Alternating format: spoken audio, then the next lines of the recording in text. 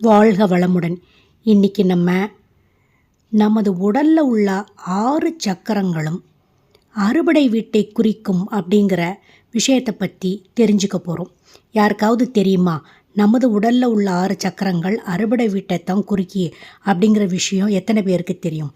நாம் பார்க்கலாம். மூலாதாரம்னு சொல்கிறோம் இல்லையா, அது திருப்பரங்குன்றத்தை குறிக்கிறது.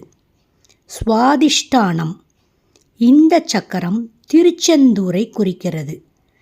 மணிப்பூரகம், இந்த சக்கரம் திருவாவினன்குடியை குறிக்கிறது. அநாகதம், இந்த சக்கரம் சுவாமிமலையை குறிக்கிறது. விசுத்தி, இந்த சக்கரம் திருத்தணிகையை குறிக்கிறது. ஆக்ஞை, இந்த சக்கரம் பழமுதிர்ச்சோலையை குறிக்கிறது. இப்படி 6 படையாக இருந்து 6 சக்கரங்களை இயக்கும் அந்த ஈஸ்வரன் குமாரனை வணங்கினால் கடவுள் அனைவரையும் வணங்குவதற்கு சமம். அதே மாதிரி அந்த முருகனை நீங்கள் கும்பிட்டா அவன் உங்களுக்கு எல்லா வளமும் நலமும் தருவான். அதுபோல் திருவண்ணாமலையை பற்றி நான் உங்களுக்கு சொல்ல போகிறேன். திருவண்ணாமலைக்கு கிரிவலம் அந்த காலத்தில் ஒரு 20 வருஷத்துக்கு முன்னாடி நான் சொல்கிறேன். அப்போ போனோம்னா ஒரு 10 பேர் கூட இருக்க மாட்டாங்க. இப்போ நீங்கள் பௌர்ணமிக்கு கிரிவலம் போனீங்கன்னா 10-8 கூட நடக்க முடியாது. அந்த அளவுக்கு கூட்டமாக இருக்குது.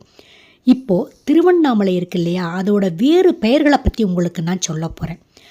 முக்திபுரி அப்படின்னு அதை சொல்கிறாங்க, தலைச்சுரம் அப்படின்னு சொல்கிறாங்க, சிவலோகம் அப்படின்னு சொல்கிறாங்க, ஞான நகரம்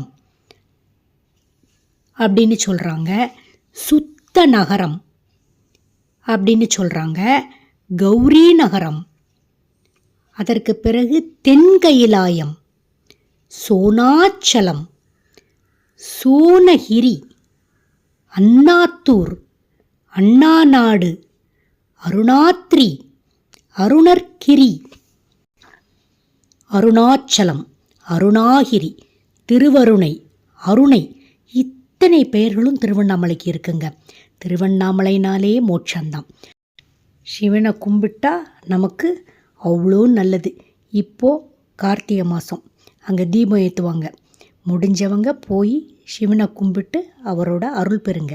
முடியாதவங்க இங்கிருந்தே நம்ம பூஜை ரூமில் பெருமானை நினச்சி கும்பிட்டோம்னா பெருமான் நம்மக்கிட்ட வருவார், நம்மளுக்கு எல்லா வளமும் நலமும் தருவார். அவரை கும்பிட்டு நலமும் வளமும் பெறுவோமாக. அடுத்து ஒரு சூப்பரான பதிவில் உங்களை நான் சந்திக்கிறேன். அது வரைக்கும் காத்துக்கிட்டுருங்க. டாடா, பாய்.